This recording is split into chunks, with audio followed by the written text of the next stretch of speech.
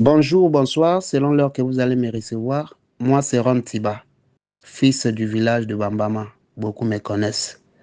Je vous salue tous, le groupe Jeunes Leaders. Je vous donne ce témoignage pour aider beaucoup de nos jeunes du village et aussi ceux-là qui sont dans nos environnements et aussi nos familles. Ces derniers temps, je suis en train de passer mon temps au Gabon. Je suis pour moi à Franceville. Et là, je suis à Brazzaville. Je vous lance ce message. J'ai été malmené par une histoire où mon propre neveu, qui est Serdi, m'appelait au Cameroun. Mais disons qu'il y a des travaux là-bas, il y a des emplacements, il y a des emplois. Tonton, il faut venir, il faut faire le dossier. Et quand tu vas arriver, on va te former après la formation, tu seras employé, tu auras un salaire qu'il faut. Je l'ai donc envoyé mon dossier. Et quand le dossier est arrivé, une semaine plus tard, j'ai été appelé par leur direction là-bas, alors que c'est un truc bien truqué. Oh non, ton nom a été retenu.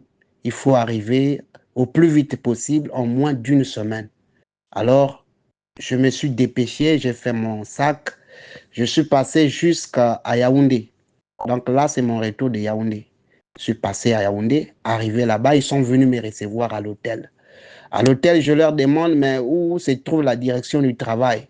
Le petit me fait comprendre, non, non, non, on va attendre les mentors, ils vont vous faire l'entretien sur place et vous allez donner l'argent de l'inscription. L'argent de l'inscription, selon les avis de conditions qu'il m'avait envoyé, c'est 650 000. Et il y a l'un qui est arrivé dans la chambre d'hôtel où j'ai donné les 650 000 parce que j'avais la foi, la ferme conviction que c'est le neveu. Alors l'histoire n'était pas ça.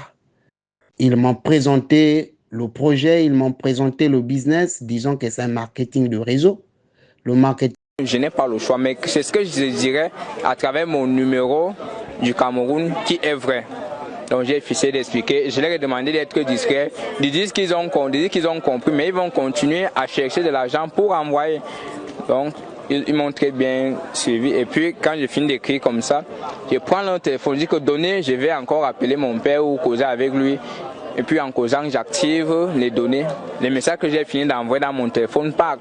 C'est comme ça que j'ai géré avec eux pendant un moment. Ce jeune étudiant camerounais a été au Ghana avant de revenir au pays et le parcours a été long. Tu vas faire la rencontre d'un premier guide. C'est lui qui va te faire traverser la frontière du Cameroun au Nigeria. Bon, à mon niveau, c'était en saison pluvieuse. Donc, il y avait vraiment un grand cours d'eau qu'on a eu à traverser. Et avec tous les risques que ça comportait, je vous assure, j'étais beaucoup anxieux. Ce n'est pas une histoire ou alors une expérience que j'aimerais conseiller à l'autre personne, bien que j'aimerais qu'une autre personne puisse vivre parce que c'est vraiment horrible. Donc, il m'a aidé à traverser, je suis arrivé au Nigeria. Au Nigeria, il m'a cherché une puce, il a eu acheté une puce nigériane pour mettre ma position afin que je puisse me connecter et continuer à causer avec les guides généraux qui coordonnent étant en distance. De là, il m'a mené dans une agence de voyage appelée Abou et Trans, qui est basée à Yola. Et là, le but, c'est de prendre un car qui va nous amener à Lagos. À Yola, je pense, j'ai fait 3 jours parce que déjà, c'est une agence que je me dis que les autochtones évitent. Donc, elle est réputée là-bas comme une agence qui fait justement ce trafic humain en collaboration avec cette organisation criminelle. J'ai dû faire 3 jours. Juste pour que le cas puisse atteindre le quota voulu. Et il a fallu que d'autres Camerounais, je le rappelle, il y a 5 autres Camerounais qui sont venus me retrouver dans la même agence et qui partaient à des horizons des pays différents. Il y a certains qui partaient au Ghana, au Burkina Faso, au Nigeria même. Donc, ils sont venus, quand on dit au Nigeria, c'est à Lagos, donc ils sont venus me retrouver là à Yola. Et quand j'essayais un peu, de